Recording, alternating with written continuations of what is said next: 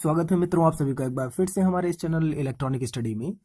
आज के इस वीडियो में हम बात करेंगे संस्कृत में अनुवाद के नियम कौन कौन से होते हैं, कौन कौन से ऐसे रूल्स हैं, कौन कौन से ऐसे नियम हैं जिनको पढ़ के जिनको जान करके हम किसी भी हिंदी वाक्य का संस्कृत में अनुवाद कर सकेंगे। इस वीडियो में मित्रों हम ये भी देखेंगे कि कुछ जो लकार होते हैं, जो काल हैं, जो 5 लकार और यानी कि जो काल हैं, जो टेंसेज हैं, उसके हिसाब से हम देखेंगे कि किस तरीके से ट्रांसलेशन होता है। ठीक है, उदाहरण के माध्यम से उसको हम समझने की कोशिश करेंगे। मित्रों, वीडियो पर जाने से पहले, शुरू करने से पहले आप सभी से अनुरोध है कि अगर ये वीडियो पसंद आ रहा है आप सभी को तो प्लीज़ लाइक ज़रूर करें, कमेंट भी ज़रूर करें, जिससे कि मुझे पता चल पाए कि आप सभी को ये वीडियोस या जितनी भी वीडियोस मेरे चैनल पर हैं आप सभी को पसंद आ रही हैं। तो मेरा भी मनोबल बढ़ेगा कुछ करने का आप सभी के लिए। तो कोशिश करें कि आप वीडियोस को लाइक और उस पर कमेंट करने की। तो देखते हैं, इसमें सबसे पहले हम मैंने इसमें लिखा हुआ है पुरुष और वचन, जो मैं पिछले वीडियोस में बता चुका हूं। तो 1 मिनट में इसको फिर से एक बार देख ही ले रहे हैं, क्योंकि इसी के बेस पर आगे की बात होगी। इसमें मैंने लिखा हुआ है एक वचन, द्विवचन, बहुवचन और उत्तम पुरुष, मध्यम पुरुष और अन्य पुरुष के हिसाब से 1 2 3 मैंने डाला हुआ है। इसका यूज आगे अभी पता लग जाएगा आपको। तो यहाँ पर मैंने लिखा हुआ है कि जैसे है, मैं है, हम दोनों हैं, हम लोग हैं। तो हम पढ़ते हैं कि अहम, आवाम, वयम। उसके बाद है त्वम, युवाम, यूयम। उसके बाद हम पढ़ते हैं जब अन्य पुरुष की बात आती है तो अन्य पुरुष में आपका जैसे मान लीजिए कोई निर्जीव वस्तु है या कुछ भी है, तो इसीलिए मैंने इसको 3 उसमें किया है, ही, शी, इट करके। सहता, सह है, सह तौ ते होता है, ऐसे हम पढ़ते हैं सिंपली उसमें सह तौ ते। नेक्स्ट उसमें अगर स्त्रीलिंग की बात हो रही है तो सा, ते, ता, और उसके बाद जब नपुंसक लिंग की बात होती है तो तत, तत, ते, तानी, ये पढ़ते हैं हम। ठीक है, तो अब देखते हैं इसमें अनुवाद के नियम क्या है। तो अगर मैं संस्कृत में अनुवाद करने जा रहा हूं तो सबसे पहले जानना जरूरी है पुरुष, वचन और लिंग कितने होते हैं इसमें। ठीक है, लकार कितने होते हैं। तो 3 पुरुष, प्रथम, मध्यम और उत्तम। 3 वचन, 1 वचन, द्विवचन, बहुवचन में। 3 लिंग, पुल्लिंग, स्त्रीलिंग और नपुंसक लिंग में। चौथा जो पॉइंट इसमें दिया हुआ है, कर्ता की पहचान करना। ठीक है, यानी कि क्यों से जिसका उत्तर मिले। जैसे पुस्तक पढ़ रहा है तो कौन पढ़ रहा है, क्यों नहीं कौन, कौन से जिसका उत्तर मिले। तो वह पुस्तक पढ़ रहा है तो कौन पुस्तक पढ़ रहा है, वह। तो एक तरीके से कर्ता की पहचान करना। 5वां पॉइंट लिखा हुआ है कर्ता के अनुसार क्रिया का प्रयोग। कहने का मतलब है कर्ता अगर 1 वचन में है तो क्रिया भी आपका उसी के हिसाब से 1 वचन में ही होगा। 6ठा पॉइंट इसमें लिखा हुआ है कि क्रियाओं के काल का बोध कराने हेतु 5 लकारों का प्रयोग।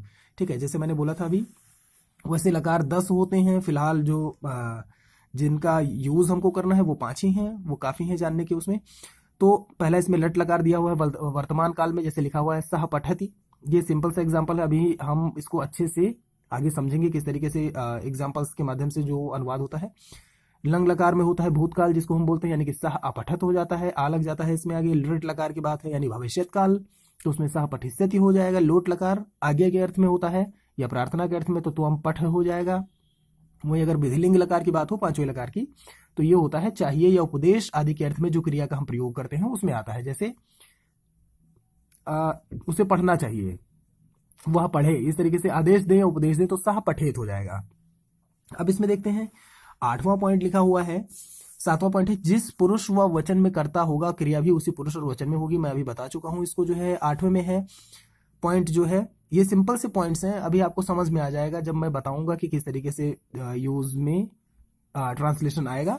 इसमें है विभक्ति, कारक व उनके चिन्हों की जानकारी। ठीक है, तो सबसे बड़ी अगर मैं बात करूं कि किस तरीके से जो विभक्ति हैं, कारक हैं, उनको भी जानने की जरूरत पड़ती है। इसमें यहाँ पे लिखा हुआ है विभक्ति, वचन और क्या क्या है। तो विभक्ति है, कारक है और चिन्ह है। प्रथमा विभक्ति, द्वितीय, तृतीय, चतुर्थी, पंचमी, षष्ठी और सप्तमी, लास्ट में संबोधन है इसमें अंतिम में दिया हुआ है। कर्ता ने, इसको हम पढ़ते ऐसे हैं, कर्ता ने कर्म को करण से के द्वारा संप्रदान के लिए को अपादान से संबंध। याद रहे का की के संबंध, जैसे हम बोलते हैं कि उसका भाई, ठीक है, उसकी बहन, तो का की के, रा, री, रे, नानी, ने, ये सारे इसी में आएंगे संबंध के उसमें। अधिकरण में पे, पर होता है, संबोधन में हे, ओ, अरे, भो आदि संबोधन इसमें आएंगे। तो इसमें ध्यान रहे कि से है तो सहायतार्थ के उसमें जब हम कहेंगे यूज होगा से। वहीं अलग होने के अर्थ में दोनों जगह से है, तो ये सहायतार्थ के उसमें है, ये अलग होने के अर्थ में है, दोनों में अंतर है इसमें।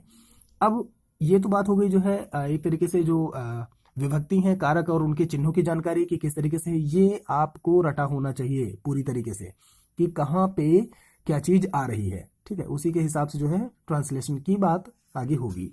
तो अब इसमें देखते हैं, ये तो बात हो गई कि किस तरीके से क्या। अब इसमें हम देखते हैं कि जो वर्तमान काल की अगर मैं बात करूं या भूतकाल की बात करूं, भविष्यत काल, तो किस तरीके से ट्रांसलेशन होगा।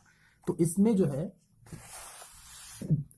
दिया हुआ है यहाँ पे, ये मैं अभी देख रहा हूं यहाँ पे वर्तमान काल के लिए। ठीक है, वर्तमान काल यानी मैं लट लकार की बात कर रहा हूं। पठ धातु का प्रयोग, अभी मैं पढ़ रहा था पठ धातु, अब उसका प्रयोग हम देखेंगे किस तरीके से जो है अनुवाद में उसका प्रयोग होता है। तो यहां पर देखिए लिखा हुआ है पुरुष, ऊपर वचन आपका है, एक वचन, द्विवचन, बहुवचन में पुरुष प्रथम में, अन्य पुरुष जिसको बोलते हैं प्रथम को, मध्यम पुरुष और उत्तम पुरुष। यहां पर अगर मैं बात करूं एक वचन में, ठीक है, तो प्रथम पुरुष एक वचन में अगर इस तरीके से दिया हुआ है वह पढ़ता है। ठीक है, तो मैं इसको बता चुका हूं कि किस तरीके से धातु रूप होता है सह तौते। तो आपका सह तौते देखिए वहीं पे लिखा हुआ है, त्वम युवाम युयम वही लिखा हुआ है, अहम आमाम वयम वही लिखा हुआ है। वयम में आप इसको माँ के नीचे हलंत लगा के भी लिख सकते हैं, आप ऊपर इसकी बिंदी भी लगा सकते हैं, यहाँ भी आवाम में माँ के नीचे हलंत लगा के लिख सकते हैं। तो अगर है वह पढ़ता है तो सह पठति हो जाएगा आपका, सिंपल सा याद रहे। पठति पठता पठंती ये धातु रूप था, पठसी पठता पठत और पठाम पठावा पठामा ये धातु रूप है। उसी के अकॉर्डिंगली जिस तरीके से यहाँ पर लिखा हुआ है, मैंने बोला था पुरुष और वचन उसी क्रिया और उसी के हिसाब से, कर्ता के हिसाब से चलेंगे। तो सह पठति हो जाएगा। अगर ये होता है कि बालक पढ़ता है तो बालका पठति हो जाएगा। वह दोनों पढ़ते हैं तो यहाँ पर है तव पठता, वह दोनों बालक पढ़ते हैं तो बालको पढ़ता हो जाएगा। बालक का जो शब्द रूप है वो इस तरीके से है बालका बालको बालका। ठीक है, तो ये आपको अलग से याद करना पड़ेगा कि ये शब्द रूप कैसे चलते हैं। बाकी पठति पठता पठंती वैसे का वैसा ही है। वह सब पढ़ते हैं तो हो जाएगा ते पठंती। वह सब बालक पढ़ते हैं या वह बालक पढ़ते हैं तो क्या हो जाएगा बालका पठंती। ठीक है, तो इसमें दो एग्जाम्पल देके मैंने समझाया हुआ है। अगर वही बात हो रही है मध्यम पुरुष की जिसमें तुम आता है तो तुम पढ़ते हो में क्या हो जाएगा तुम पठसी, तुम दोनों पढ़ते हो तो युवाम पठथा, और तुम सब पढ़ते हो में क्या हो जाएगा यूयम पठथ। वही अगर उत्तम पुरुष की बात हो जाए यहाँ पे तो मैं पढ़ता हूँ यानी कि अहम पठामी, उसका जो शब्द रूप है ऐसे चलता है पठाम पठावा पठामा, तो अहम में हो जाएगा अहम पठामी, हम दोनों पढ़ते हैं तो आवाम पठावा हो जाएगा। वहीं हम सब पढ़ते हैं तो वयम पठामा हो जाएगा। ये बात हुई जो है वर्तमान काल की। इसी तरीके से अगर ये है कि जाने का आ जाए गम धातु, तो आप इसको लिख सकते हैं कि हम दोनों जाते हैं तो यहाँ हो जाएगा आवाम गच्छावा। ठीक है, बस आपका जो है यहाँ पे शब्द रूप चेंज हो जा रहा है, जो धातु रूप है वो बदल जा रहा है इसमें। बस आगे इसमें देखते हैं, मैंने आगे कर दिया है जो है गम धातु को लेकर के, लेकिन भूतकाल में मैंने प्रयोग करके बताया हुआ। भूतकाल को लंग लकार बोलते हैं। तो इसमें दिया हुआ है प्रथम मध्यम उत्तम पुरुष वैसा ही है, एक वचन द्विवचन बहुवचन में। तो वह गया अगर मैं लिख रहा हूं तो सह अगच्छत, वह दोनों गए तो अगच्छताम हो जाएगा, वह सब गए तो ते अगच्छन। उसके बाद है इसमें तुम गए यानी कि तुम अगच्छः, तुम दोनों गए युवाम अगच्छतम, और तुम वह सब गए तो ये हो जाएगा युवम अगच्छत। आगे इसमें है मैं गया। ठीक है, तो ये हो जाएगा अहम अगच्छम, हम दोनों गए तो आवाम अगच्छाव, और हम सब गए तो हो जाएगा यहाँ पे वयम अगच्छाम। अब आते हैं इसमें दृश्य धातु, अलग अलग धातु रूप का प्रयोग करके मैंने बताया हुआ है। अभी मैंने बात की प्रेजेंट उसमें, ठीक है, पास्ट में बात कर चुका हूं। आते हैं फ्यूचर यानी कि भविष्यत काल में यानी लट लकार में। इसमें है वह देखेगा तो है सह द्रक्ष्यनि।